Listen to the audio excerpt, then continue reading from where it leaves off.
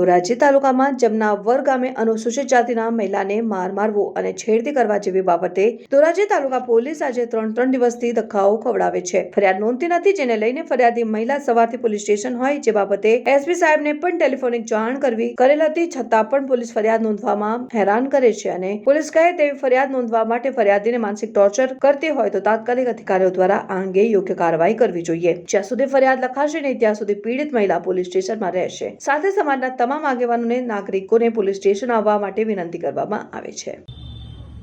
મારું નામ રાઠોડ પારુલ મુકેશભાઈ છે. હું જમનાવર ગામમાં રહું છું. ધોરાજીની બાજુમાં મારું ગામ આવેલું છે. 2 દિવસ પહેલાનો રાતે બનાવ બનેલો છે. જ્યારે અમે લોકો જમીને આવતા હતા ત્યારે જે અમારા ગામનો જયદીપભાઈ છે એ પાછળથી છેડતી કરતો આવતો હતો, પાછળથી ઓરન મારતો હતો, એવી રીતના બધું એમ કરતો આવતો હતો અને થોડી વાર ગાડી આગળ લેતો હતો, પાછળ લેતો હતો, હારે લેતો હતો. અને અમે જ્યારે જમનાવડ પહોંચ્યા ત્યારે એમ ડાયરેક્ટ જ એને વળાંક વાળીને ગાડી ઊભી રાખી દીધી.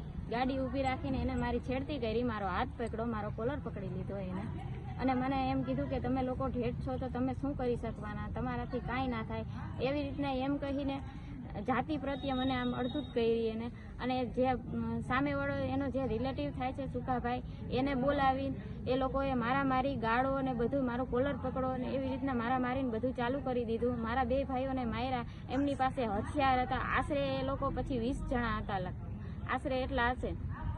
તો આમાં મને કોઈ પોલીસવાળા કોઈ સાહેબ ચોખ્ખી ના જ પાડે છે કે આમાં તમે જે 2 વ્યક્તિ છે એની ઉપર તમે કેસ કરો, બીજા આશરે તમે 20 લોકો છે એ કાઢી નાખો. તો એમ જે હતા એ જ હું કહેવાની છું ને, એ કેમ મારે કાઢવા?